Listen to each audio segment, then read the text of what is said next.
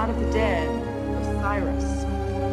Now the lid is decorated with figures and text surmounted by the hieroglyphic symbol for sky. Let's go. Below which is placed a winged scarab.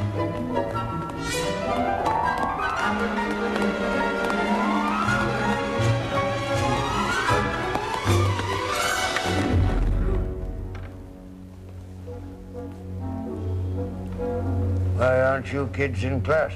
This place is boring, man. We're out of here. Boring? Yeah, it's full of junk. Junk? Junk? Why, some of the greatest adventures of my life are sitting in this museum.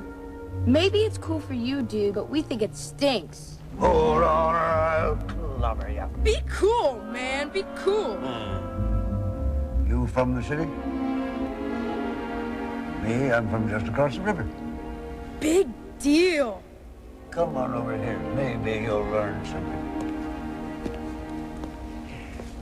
Now, what was it I was talking about? Huh? You heard me. What was I saying just now? Something about... Yes. How I was born across the river in New Jersey. That's right. July the 1st, 1899. I guess that sounds a hell of a long time ago to you, huh? But let me tell you something. To me, it seems only the twinkling of an eye.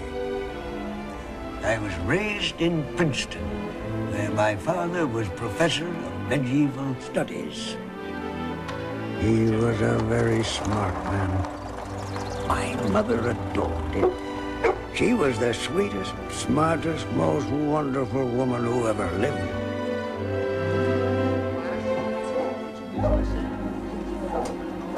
I can't say I was crazy about school either.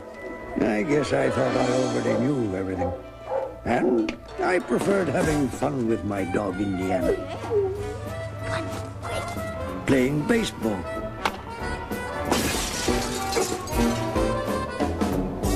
Or maybe learning about other things. Like how to get to the moon. How to break the land speed record.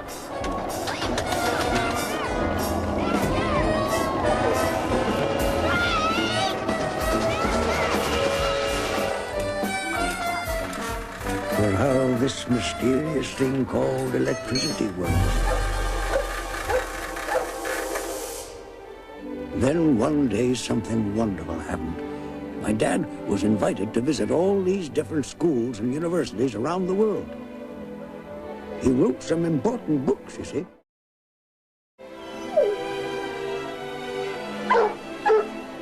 So he was going to make this great trip, and we were going with him. The trip was going to take on close to 2 whole years.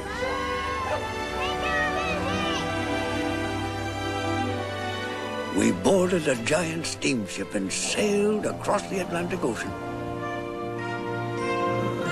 Our first stop was England, where we visited London, and then went on to Oxford, where my father had gone to university. He said he had a surprise for me. Some surprise. You think your teacher is tough? Let me tell you, she's a pussycat compared with Miss Helen Seymour, tutor supreme. Which seemed pretty much like the end of it, or so I thought. Only like I said, my father was a very smart man. It took 9 days to sail across the Mediterranean Sea. I guess my mother and father had quite a good time on the voyage. I didn't get to see too much of it, though. Miss Seymour didn't let up on me for one bit of a minute. I'll say this for that woman. She was one tough old bird. We landed at Alexandria and then made our way up the Nile River to the ancient city of Cairo. I had never seen anything like it. Everything was so wonderful, strange, and exotic. As soon as we had settled in, my father started his lectures at Cairo University. Mother was busy helping him out on the social side with afternoon teas and things. So I was left to the tender mercies of the wicked witch. From time to time, I was able to explore things on my own.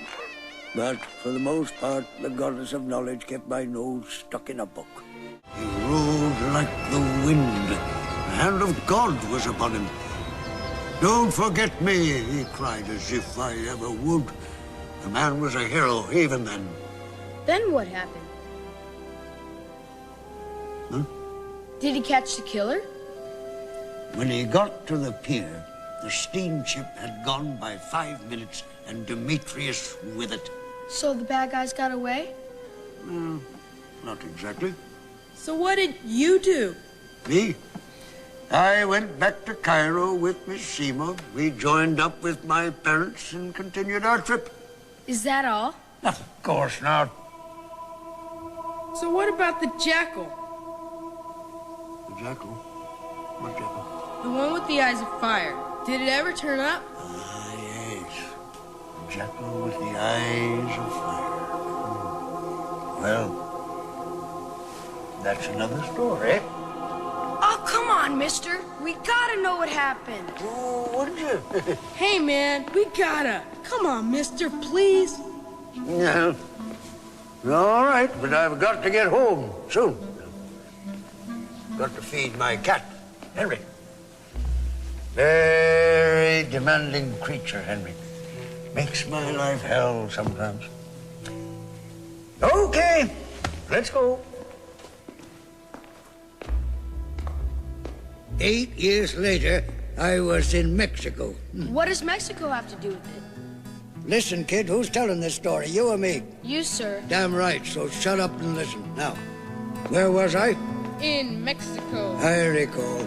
It was spring break, and I was in Santa Fe visiting my cousin Frank. The weekend before I was to return to New Jersey, we decided to hitch down to the border to have a little fun.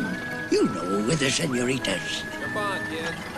Little did I realize that the desperate financial needs of the revolutionaries in Mexico would lead me back to the jackal and change my life forever.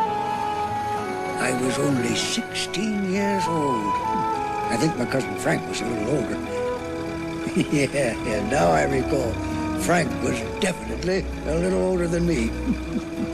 I nearly missed meeting up with Remy, but I made it, and we slipped away.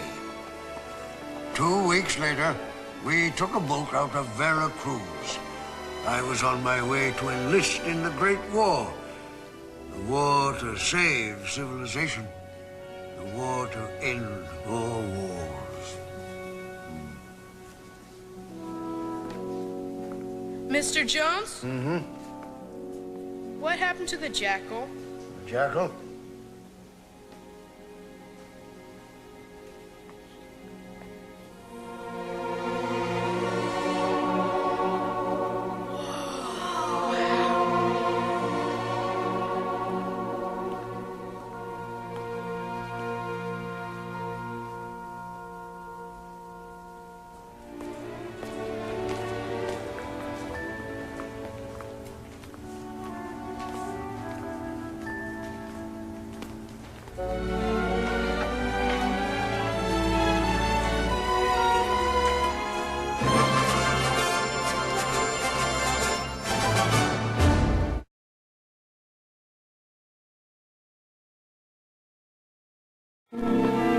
My son feels he would be more comfortable if I moved in with him in Florida. Did he ask you how you feel? My dear, we have to face the fact that we're not as young as we were. What on earth has that got to do with it? Henry, the IRS has absolutely no appreciation of fairy stories. Oh, what If you- absolute tosh. I know this isn't your favorite subject, but when the IRS starts making threats, you have to take them seriously. What they find hard to believe As they get old. is that you can still My manage at your age. I mean, why should we have to fight for the right to be allowed to make our own decisions? It might Like help reason. if you were to occasionally produce a receipt. You haven't listened to a word I've said. Sorry, it's that voice. Voice? That voice reminds me of the time I was in London in 1916. I arrived with my friend Remy. We first met in Mexico, but he was Belgian, and he'd come to join the Belgian army so he could fight the Germans who had invaded his country 2 years earlier. Listen, fighting amongst themselves. I guess any does.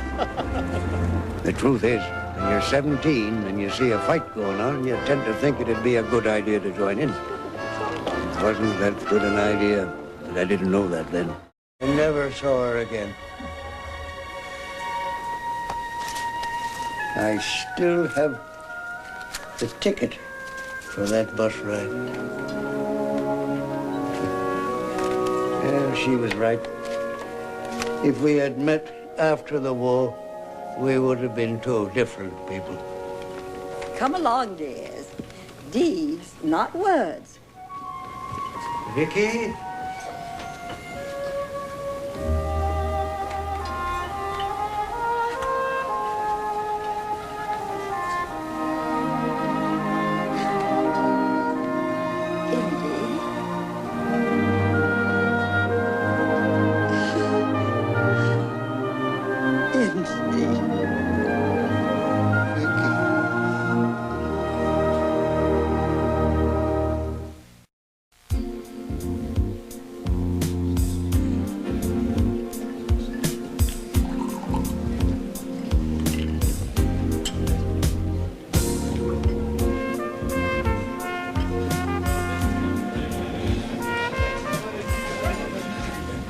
I'm sure that if the people here would just donate their designer underwear, the trust would meet its target and we could all go home.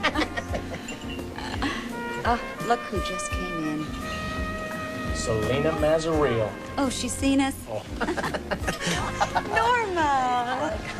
Tom! Selena? I know what you're thinking, but look at it this way. Frank bought this from a furrier who's going out of business. Now his kids will stay at school. You don't have to try to justify it. You know how I feel. Sometimes, Norma, you can be very self-righteous. It's nothing to do with being self-righteous. What is it then? Guilt? No, it's about trying to redress the balance that mankind has destroyed. What you know about balance extends to the height of your heels. Wine, madame? I'm just gonna have the small spinach salad. Well, then I'll have the baby veal. Baby veal? You cannibal! I'd just like to be reminded where we are on the food chain, you know? Then you're sick! They torture those little animals. They keep them locked up. They never see the light. Give me a break, Norma. Then eat it somewhere else. No, honey. I'm eating it right here. Then I'm going to vomit. Now that I'd enjoy. No, really, please. Now, you must excuse me for interrupting you, but I couldn't help overhearing the two of you discuss balance a moment ago. I was reminded of something from my youth. Oh? Yes. I remember that there was a time when to shoot an animal was an act of conservation. I was with my parents on a world lecture tour. One of my father's old schoolmates had moved out to Africa. He invited us all to stay with him on his coffee plantation in British East Africa, now better known as Kenya.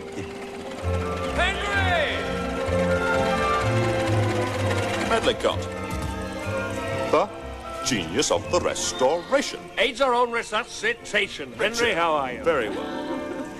May I introduce my wife, Anna? How do you do?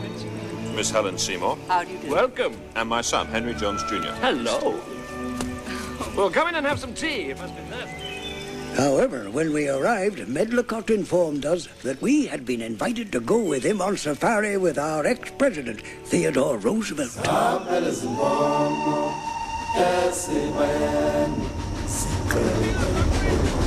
No 10-year-old boy at that time could have wished for more. This was a land I'd read about in adventure books, but what I saw was different.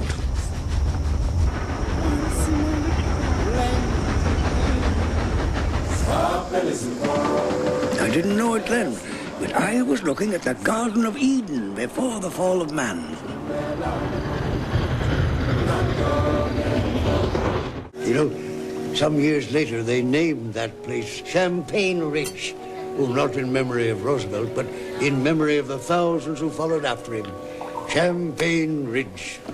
Well, thank you very much for being such pleasant company. But I have to go. Goodbye. Right. What was the point of all that? I don't know. Do you? Nope, I don't get it.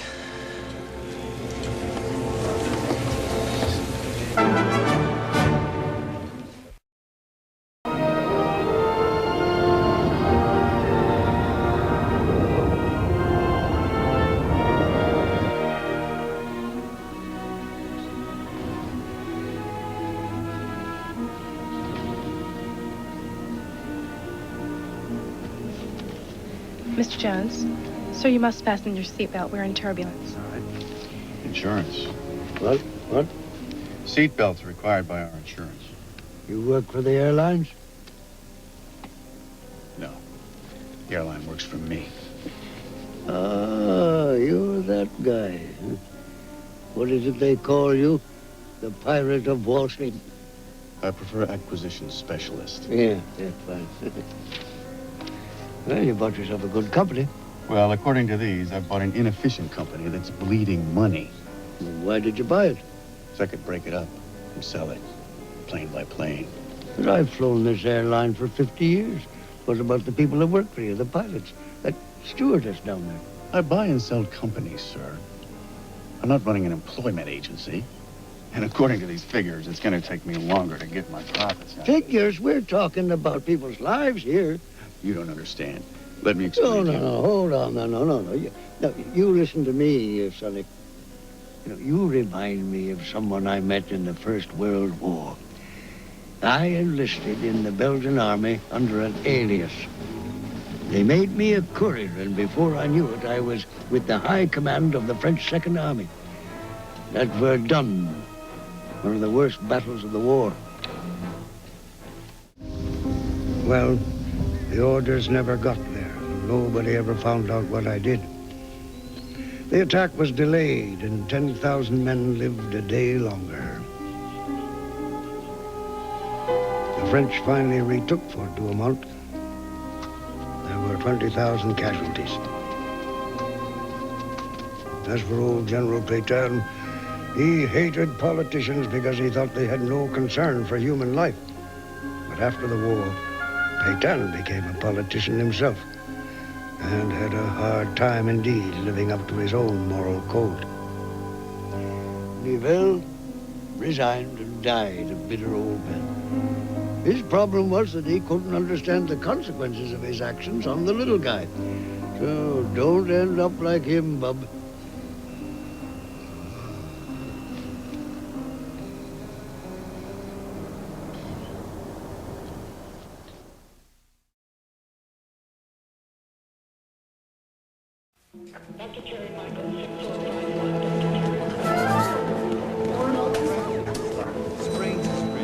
And on a weeknight.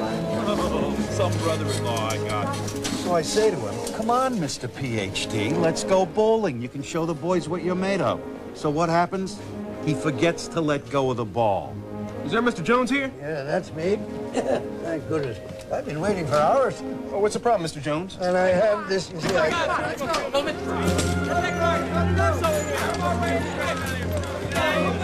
What we got? Little girl caught a stray ball at Hartstock twice on the way over. All right, let's go. Come on. Let's go. Doctor, what I be right here? poor little girl. That's terrible. Just terrible. Yeah, shame. Happens all the time. Look at the world she lives in. First you give them welfare so they can live off of guys like me. Next thing you know, they're doing drugs and blowing each other away like animals. Kid like that grows up, what's she gonna amount to? That's an appalling generalization. Oh, crap. A liberal? Mike, is it? Mike, that child could grow up to be president. Oh, find a cure for cancer. Sure, whatever you say, old-timer. Listen to me, you little snot. You never know how people are going to turn out or what changes they'll make in the world. I know, I remember. I was in the First World War. My friend Remy and I, we had spent 5 months in the European trenches, and we thought anything would be an improvement. So we transferred to Africa, where we both received commissions as lieutenants. And when he was old enough, I wrote to him about our sergeant and about his dreams for the future. So what's the point? Point? You make me sit through this whole long story and there's no point? Well, the missionaries raised him, He got an education. He became the first president of the Central African Republic, the father of his country. Barthelme Bokanda. You can read about him in the history books. You just don't know, Mikey. You just don't know.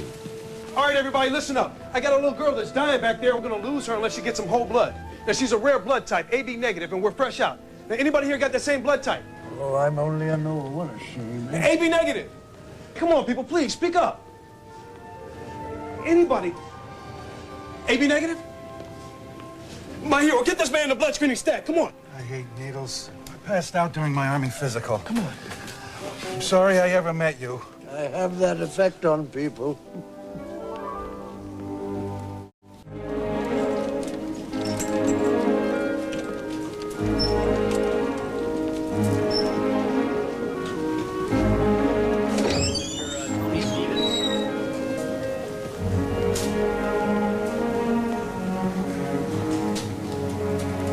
You're still here.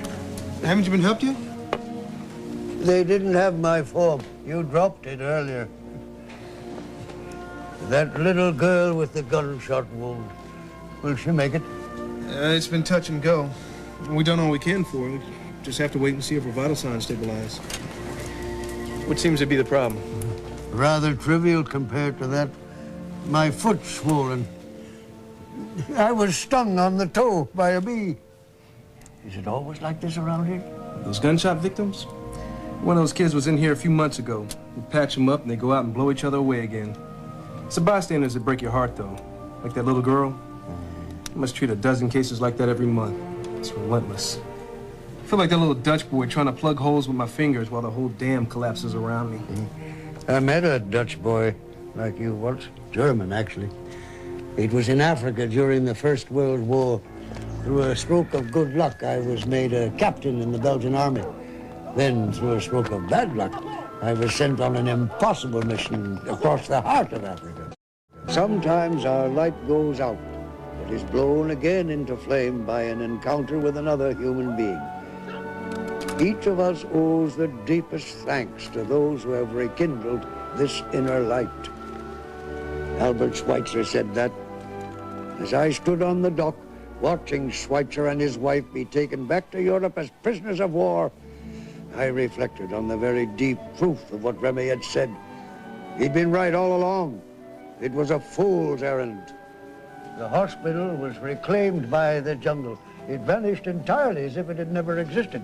But after the war, Schweitzer came back to Africa and started again. He built another hospital bigger and better than the last. He never stopped gathering those pebbles. Oh, that little girl you operated on, her parents just arrived. Looks like she's gonna make it. If you'll excuse me, I gotta get back to work. Of course. It was a great pleasure meeting you, Mr. Jones. Great pleasure.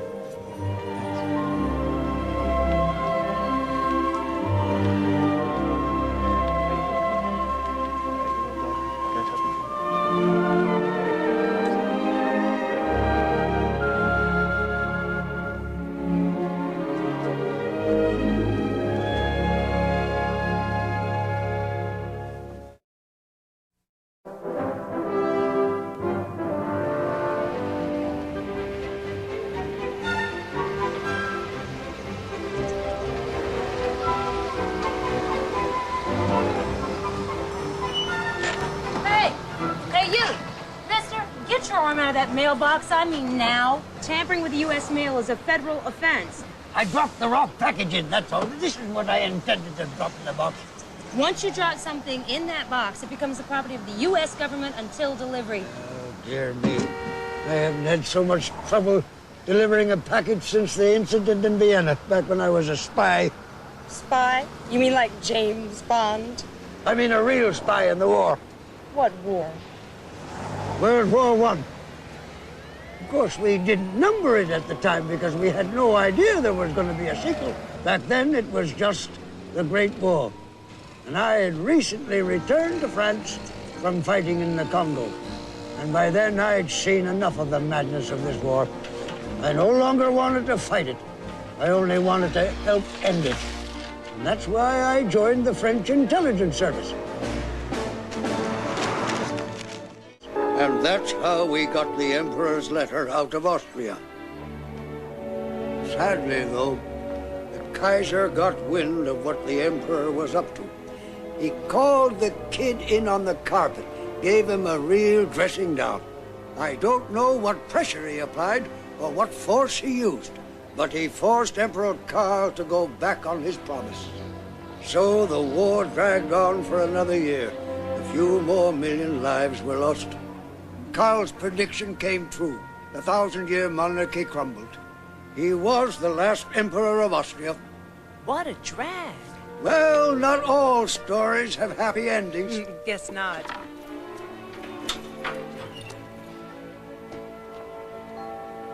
Doesn't even have correct postage.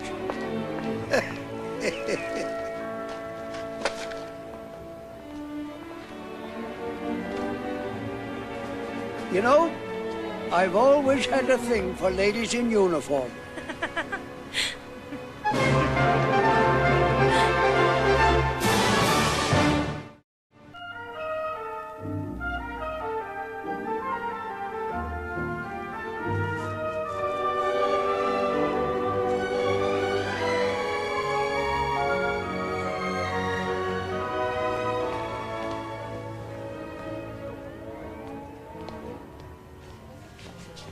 Here's your order.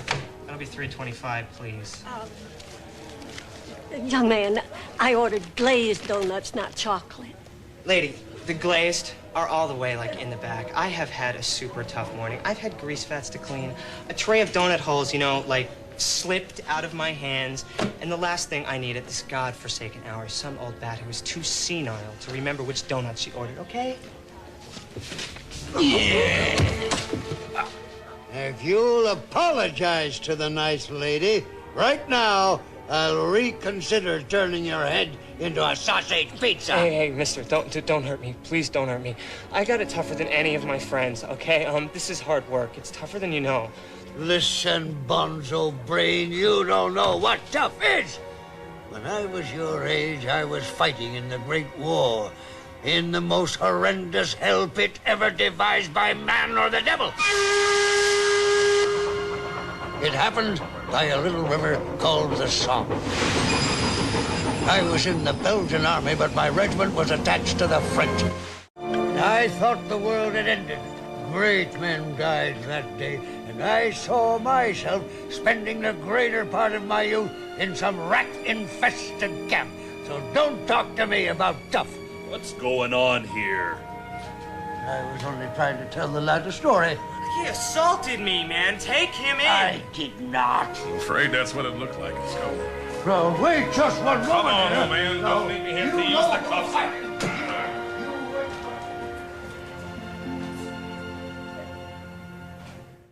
I'm not gonna tell you again. Stop pushing me. Settle down, Gramps. What did he do? He accosted some kid in a donut shop. That punk was rude and lazy to boot. He needed a little attitude adjustment. Yeah, well, you just tell it to the judge. You can't keep me here. Yeah? There's no prison maid that can hold me. I knew Houdini. You wait till my lawyer gets back from lunch. Good luck, old man. You mark my word. I'll be out of here by sunset. I've got friends in high places. What the hell are you staring at? All right, boys. Who's got an escape plan? No plan? No plan. What kind of an outfit is this? Don't any of you guys want to get out of here? Okay, laugh. I'm getting out of here. 1-2 hours max.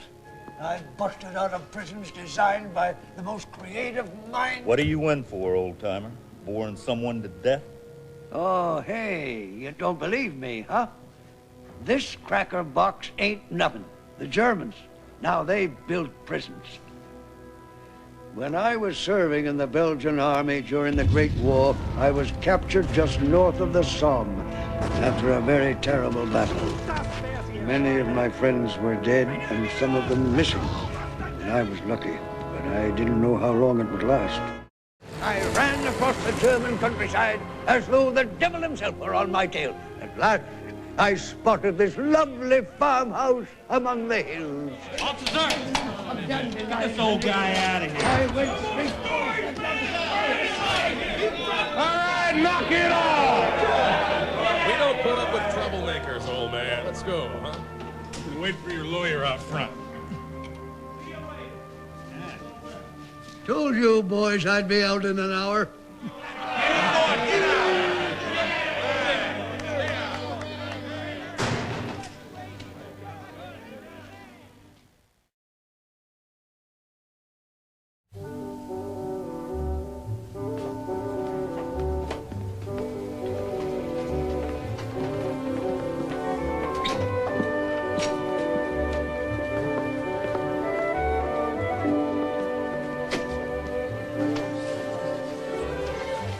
There you are.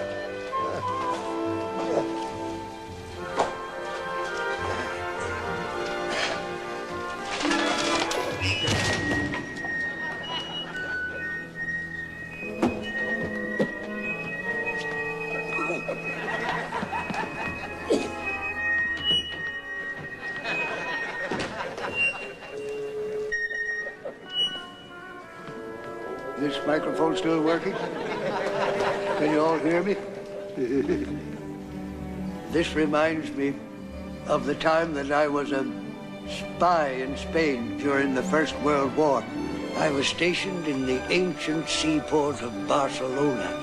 You know, there's that lovely boulevard that leads down to the harbor. Romantic cafes, you know, hidden behind shady vines. Amazing buildings by mad Spanish architects. What a place for a young man, and what a place for a spy.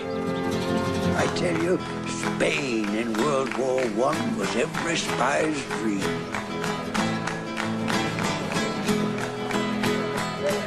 The entire anti-German alliance worked as a team. There was Marcello, the Italian. He'd seen everything. There was Charles, the Frenchman, who used to be a tax inspector. There was Cunningham, the Englishman. In peacetime, he wrote thrillers, and in wartime, he acted them out. And there was me, the new boy on the block. That pretty much sums it up. It was a jolly good effort, and we were right back where we started. The Spaniards, wise people that they were, never came into World War I on either side. There you are, Professor Jones. That's me. Your audience is waiting across the hall in lecture room 103. My audience? It's the Pennsylvania History Society. This is the American Congress of Neurology.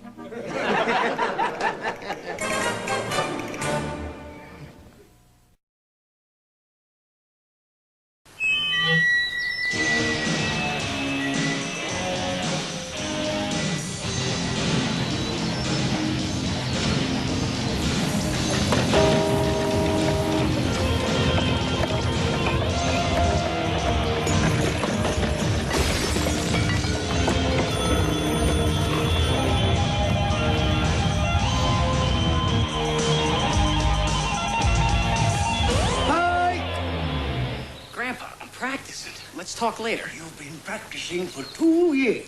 Do you feel that there's been any progress? Yeah, 2 years ago I knew 3 songs. Now I know 30.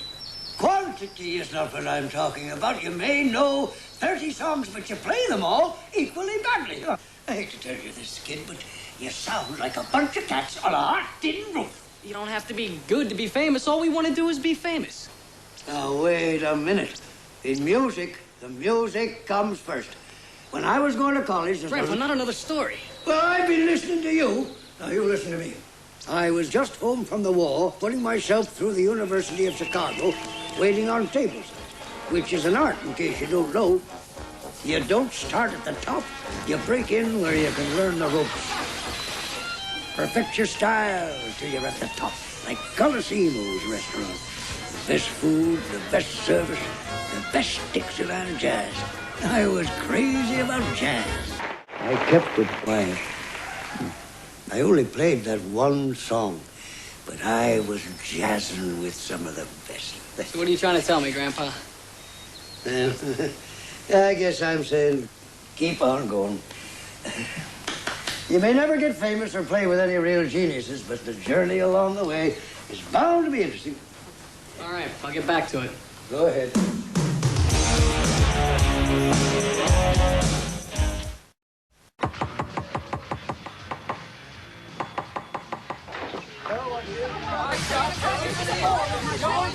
Dishes are falling off the shelf. No more, you understand? No more. All right.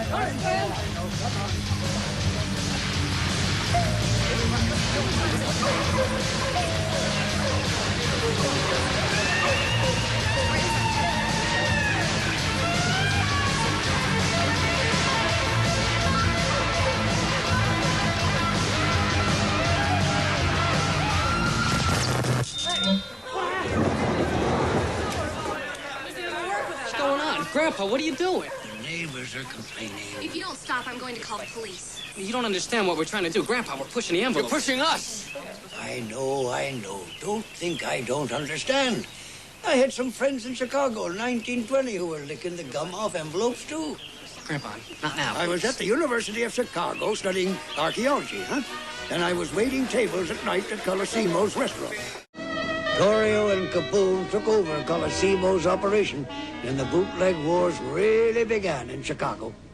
And Torrio became one of the richest bootleggers. Al Capone became the richest one ever. And I guess a few policemen didn't do so badly either. Yeah. Hey, we're doing the same thing, Grandpa. Expressing our discontent with society through our music. Give me the fuse. No. Why?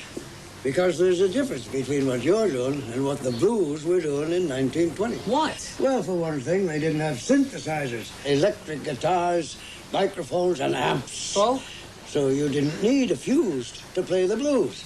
Let's go. Grandpa, come on, grab. We'll have peace at last.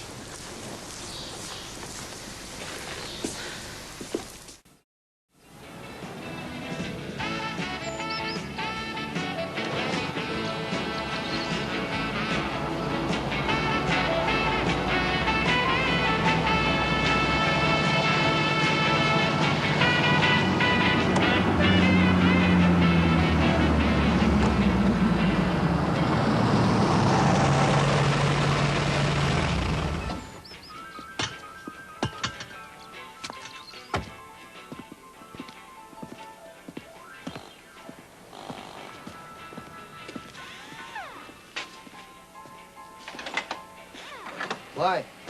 Why what? Why so big? Oh, Myrtle. Myrtle? Yeah, that's her name. Got a 24-inch suspension lift. The rubber's 66 to 43. She's got a 5-ton military axle. Named her after my wife, God bless her. Why do you need such big wheels? Truth be told, ever since I was a teenager, I wanted to drive the hottest car in town. That was my teenage dream. Wasn't it yours? You're right, it was. Yeah, 1916 was the year. I was living with my father in Princeton. It was spring, and I was going to take Nancy Stratemeyer to the junior prom in her father's Bugatti. In those days, regular high school kids simply didn't have cars. They only dreamed about them. Edison never did perfect that battery. I fulfilled my teenage dream. That day, I had the hottest car in town. Well, that's just about the tallest car tale I ever heard. And that's just about the tallest car I've ever seen. Want to go for a spin in it?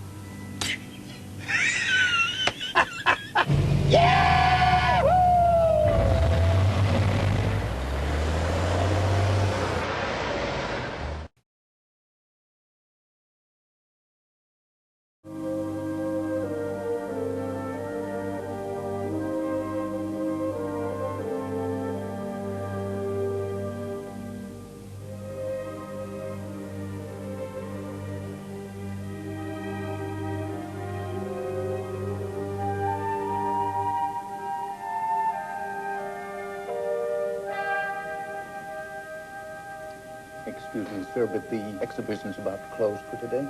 It's labeled wrong. What? This picture, it's labeled wrong. See what it says here. Young enthusiasts bring Bolsheviks to power. Russia, October 1917. It's definitely the Russian Revolution. And our research department has done extensive studies. This is not October, it's July. And these young enthusiasts didn't bring the Bolsheviks to power. They nearly had them knocked right out of the game. Sir, if you think you know better than experts in the history of the There's another period, thing. See that kid holding the banner there? When this picture was made, that kid had exactly 30 seconds to live. See, most people think the communists got rid of the Tsar. It wasn't so. He'd been overthrown before 1917 had hardly gotten started. The people starved and chased him right off the throne. The big question then was, what kind of government would they have instead? Would it be the moderate, middle-class man who set up the provisional government when the Tsar fell and wanted to turn Russia into a nice, respectable democracy? Or would it be Lenin or one of the other wild radicals who wanted to turn the entire place upside down and start again? I was there at the time, working for French intelligence. You know what my job was? Making sure Lenin didn't come to power. Because if anybody wanted to stop Lenin, it was the French. 400 people died that day before they realized the revolution wasn't happening. Lenin fled and the Bolsheviks were smashed. Not for long, but that was summer. The summer of hope. By October, it was a different story. But October was a long way off. See that blur there on the left? I reckon that must be me.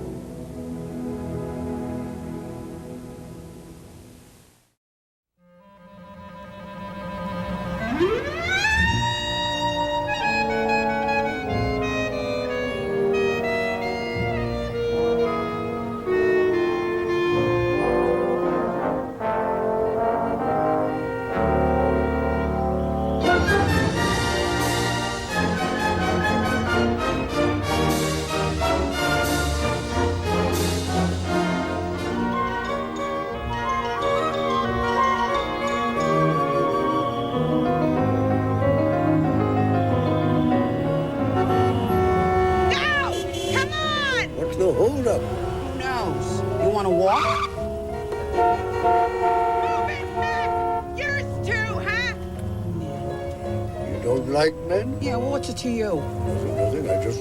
Men are scum. All of them? All of them. Perhaps you're looking for perfection? Perfection? Mister, I gave up on that a long time ago. Yeah. I know just what you mean. You do? Oh, sure. It was June 1920. I was leaving Chicago for a summer job in New York. As it turned out, it was the most exciting job of my life. Thanks, George. Thanks. Yeah, stay out of trouble. So, what happened? With the show? No, with the three girls. Ah, the theater. Thank goodness I'm not late, eh? Mister, come on, please. Don't give me a hard time. Just tell me what happened. How much is on the meter? $37. I can't afford to tell you. Man, you're all the same!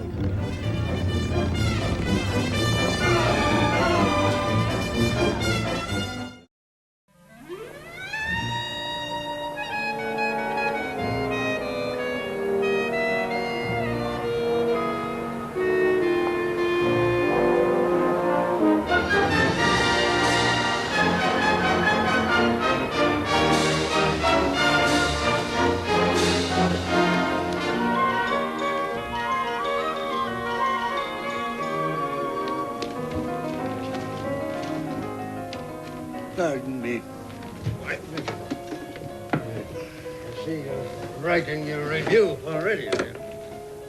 You recognized me. Oh, but I know a damn critic when I see one. Hey. Poor plot, indifferent staging, acting that would shame a high school play. What are you doing? If there's a way, be a worse show this season, but I've yet to enjoy it. How can you write stuff like that before you've even seen the show? Experience. I know my job. and I know these people. I've heard what's been going on during rehearsals. Oh, really? Yeah, what are you, a critic or a gossip? Sir, I have been a critic for over 30 years. You wouldn't know a real talent if it clobbered you. You should be ashamed of yourself. Now, see here. Now, what do you think of those little people who have slaved to put that show on? Eh? That's not my job. My job is to evaluate a performance. Well, then do that, then, and give these young kids a chance. How dare you? Listen to me, my friend, because I know whereof I speak. Now, I was once involved in putting on a show. George White's Scandals. The year was 1920, when Broadway was really Broadway, and shows were really shows.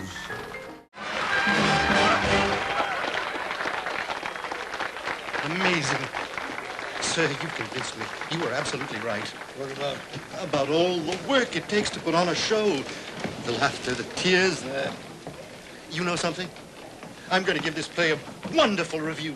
A wonderful review? This paper? What, are you insane? But what about all the young people? They should be ashamed of themselves. They should quit.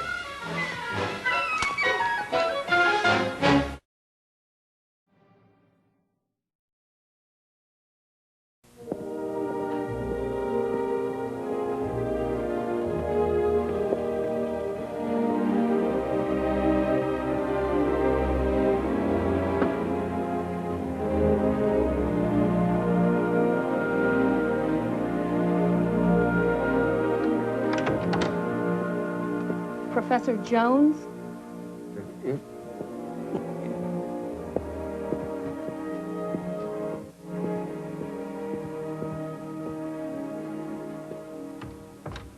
No sooner was I up there than the cat decided to jump. I've never been fond of cats. Now I hate them.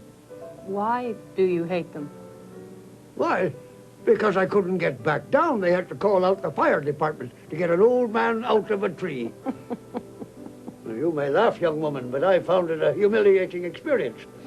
The upshot was that my children are questioning my ability to look after myself. Indiana Jones in an old people's home. It's inconceivable. Is this why Dr. Holland sent you to see me? No, this was my idea. My children think I'm crazy. I know I'm not. So I'd appreciate you all giving me a test to prove the fact. Maybe they just want to make sure that you can take care of yourself. Test me, then we'll know for sure. It isn't that easy. I demand that you test me.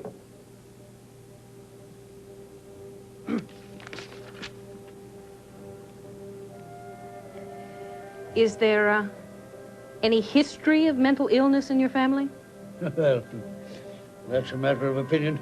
But if you mean were any members of my family diagnosed as mentally unstable, the answer is no.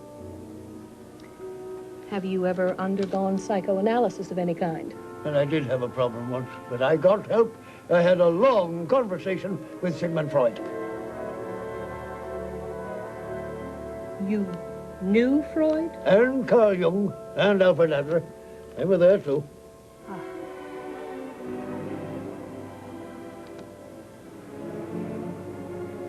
You want me to tell you about that problem? Oh, please. It was 1908. I was 9 years old, and the world was just as insane then as it is now. We were staying with the American ambassador in Vienna. And 1908 was the year of the first psychoanalytical conference which my father decided to attend. Problems often start in places of great beauty. I guess she never got any of my letters. I certainly never got any from her. But then, the world turned out to be a much crueler place than either of us could have imagined at that time. I suppose I was always getting stuck up some tree trying to rescue cats. But that doesn't mean I'm crazy, does it? Mr. Jones, you are neither crazy nor senile. And I shall write you a letter saying just that. Don't you worry. Thank you. Ooh, is that the time? Yes, it is. Oh, I'm sorry to have kept you so long. I've got to be going. Tell me something, Mr. Jones. Did you ever see her again? Of course I did. But that's another story.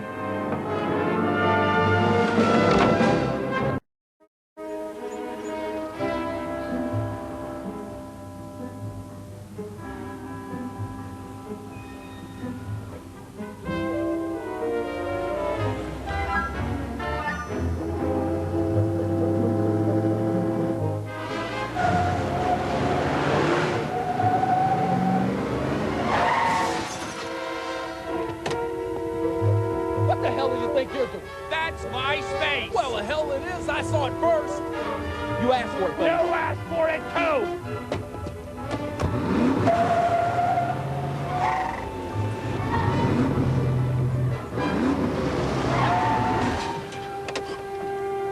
Hey, old man. What do you think you're doing? Just parking my car. Parking your... You crazy old coot. You can't do that. Well, it seems I've just done it. But that's my space! No, it's not. It's mine. It's my space. It's Oh, mine. gentlemen, calm down. You're both so busy fighting each other that you forgot what you were fighting about. That's why you both lost out. This reminds me of the time I was in Italy. Italy? Mm-hmm. It was during the First World War. I was a spy behind the enemy lines. The front was in the mountains of northern Italy. My job was to sneak across that Austrian line and persuade their soldiers to desert. Next day, they shipped me out to Rome, which I guess in the circumstances is just as well. So you see, it doesn't pay to fight over something when you lose sight of what it is you're fighting for. It's like life, gentlemen. Don't be in such an all-fired hurry that you don't take time to smell the flowers along the way. Listen, old man, I'm only gonna say... Hey, get back here! Hey, move that junkie! Hey!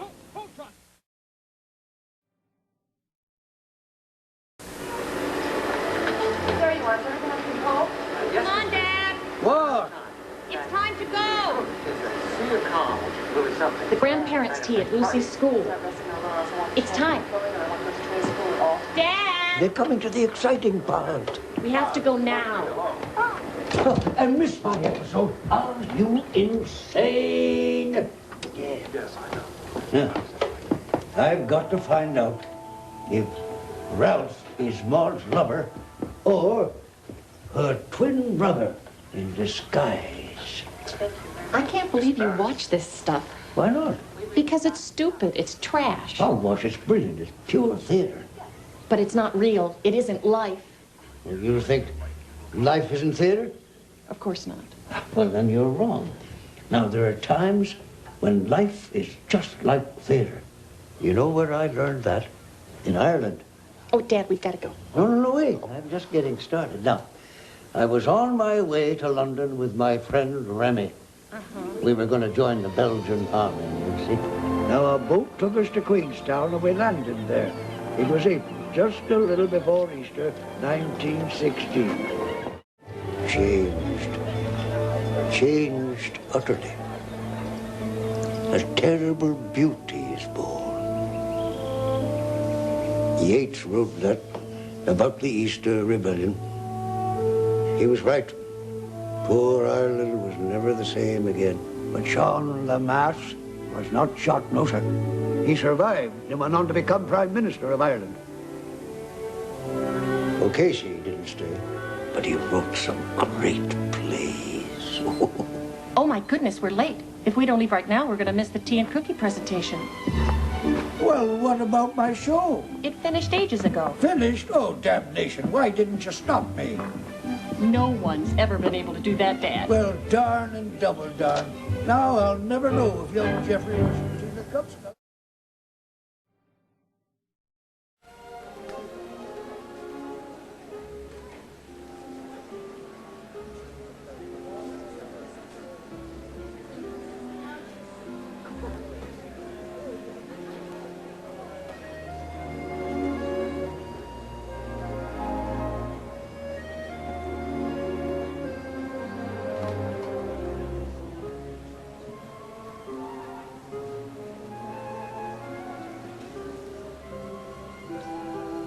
$2 million estimate.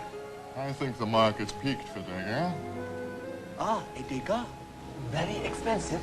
Isn't she just perfect? It certainly is.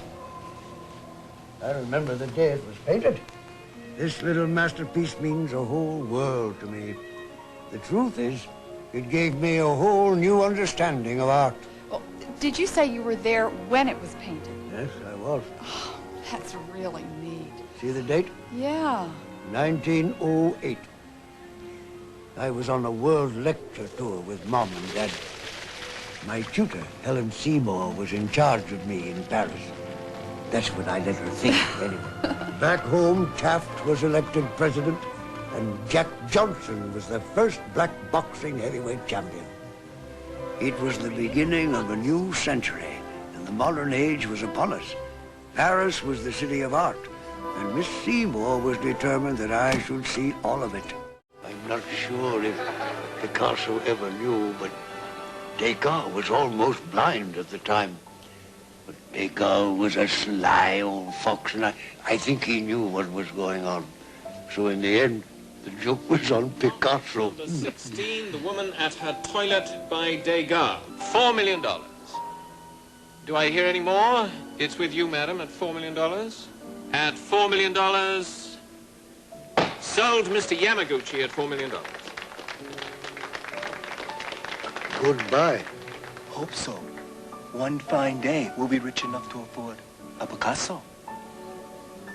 Lot number 17, a highly important work by Le Douanier Rousseau.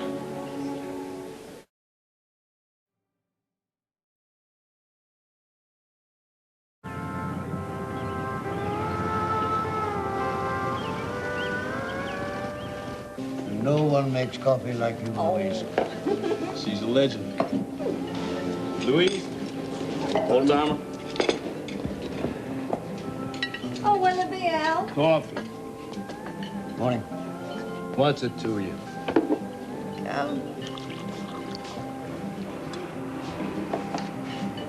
How is it? It's like sewer water. Now, what do you want to do that for? Butt out, old man. Well, she didn't do anything to you. What's your problem? I don't have a problem. The world has got a problem. Oh, hell, I transfer my job, sell my house, I pick up my stakes to come here, and then they lay me off. I'm telling you, Mac, I can't go any lower. I guess you made Louise feel the same way. I don't know what a man is supposed to do. I'll tell you what someone said to me. The most extraordinary person I ever met. I was 11 years old. My father was giving a lecture tour around the world. We went to India, a place more strange and exotic than I'd ever seen. Well, we saw everything. The Taj Mahal and all the other palaces. We ended up in Benares, a city on the sacred river Ganges. Benares is the holiest city in India, a place where all the religions of the world come together in harmony. A place of spirits and mystery. We were invited to stay at the Hindu National College. I was supposed to be studying geometry, but I decided to take a look around. Annie Besant continued to claim that Krishnamurti was the new world teacher. But in 1929, in front of 3,000 members of the society, Krishnamurti renounced his membership. For the next 50 years, he gave talks all over the world telling people that God is in all of us. And that above all else, we should be kind to one another. Just something to think about. See you later. Yeah, see you later.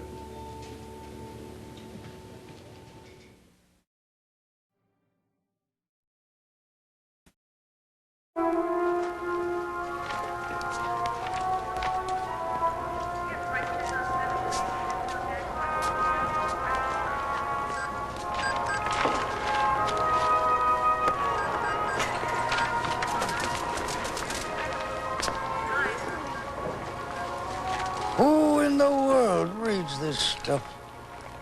People like you.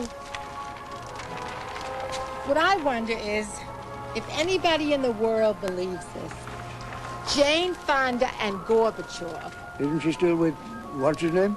It's too good to be true.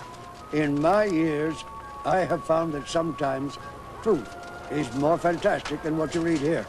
Why, I remember when I was in France during the Great War, I was on leave from the front.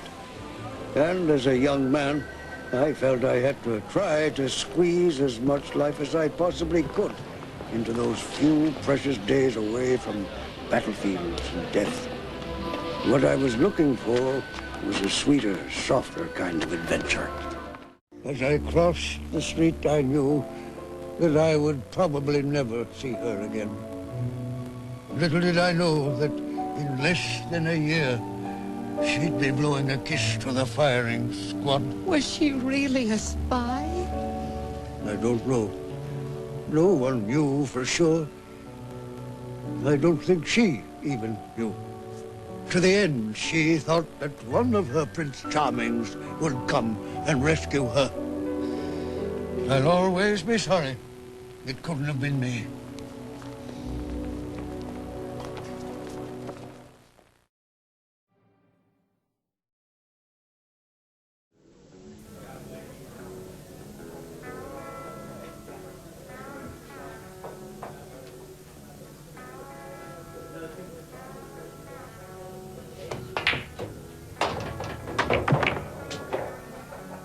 Any more takers? Everyone afraid to take on a woman? You, old-timer. How about you? Winner takes 100? Steep, but a challenge.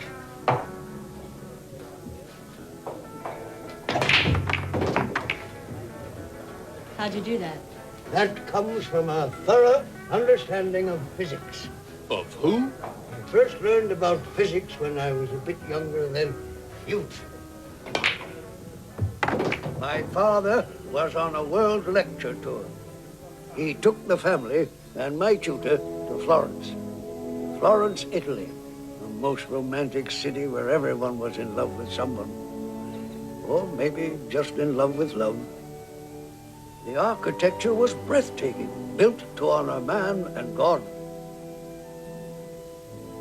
Great artists like Michelangelo and Botticelli painted with vibrant colors to pay homage to the church and the Italians' love of beauty. Italians are passionate about their God, about their art.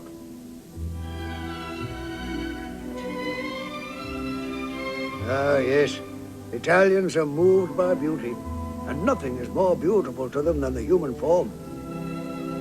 The sculpture, I've never seen anything like it. But their most passionate love was the opera. That's the year I learned that sometimes things which seem to be going predictably in one direction can be thrown off track. But luckily for me, they can also return to their original course and happily move on. She ever see him again? No, I don't think so. He write any more music? Oh, yes, La Fanciulla del West. An opera about an American woman of the Old West who gives up her home and friends for the man she loves. You're short, Mimi.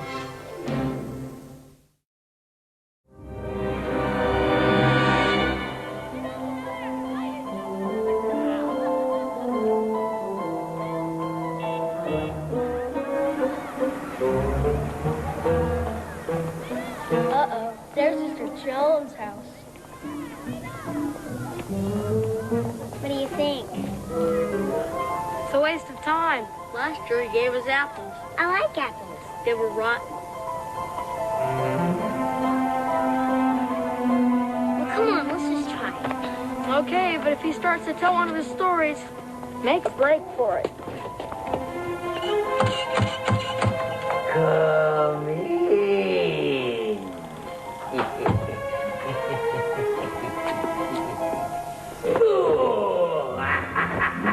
Professor Jones. Huh? We know it's you, Professor. Huh? What gave it away? Ghosts don't wear glasses. Oh, yeah. Well, I mean, who believes in ghosts anyway? you don't believe in ghosts? No. Well, neither did I, until one day toward the end of the Great War. I was a spy, you see, working for the French army. And I was ordered to report to the Allied headquarters in Venice, where I'd be involved in a secret mission in collaboration with American Army intelligence. As I glided through the Venetian waterways, an eerie feeling crept into my being. A feeling of dread, a feeling so deep, so profound, that I wanted to flee, to find some place safe to hide, some place where this feeling couldn't follow. I'd been in the spy business for several years now, but nothing I had done previously prepared me for the disquieting challenge I was about to face.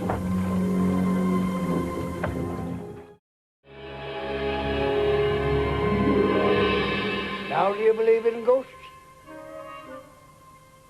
No. I want your blood.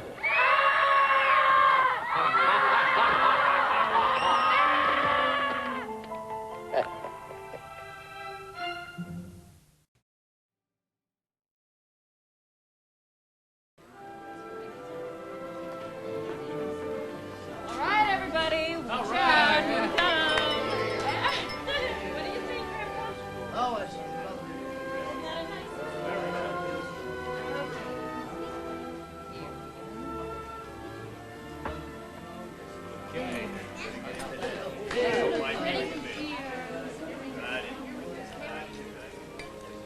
Cranberry sauce theory?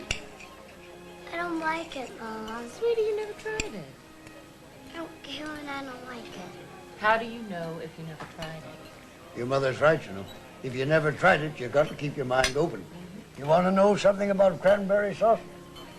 When I was a little boy, I was in China. You were in China when you were a little boy? Sure, I was just a little bit older than you are now. That must have been a long time ago. Yes, it was. Well, long, long ago, in a faraway land known as the Middle Kingdom, my father, your great-great-grandfather, was going to work in the great city of Peking with the famous Chinese scholar and translator, Yen Fu. My mother and my tutor, Miss Seymour, were determined to see the sights of China. They thought I should see them, too. I didn't mind that. My mother was quite a lady. After she sent the landlord packing, she bought chickens for Kung Fu, and we had a grand dinner.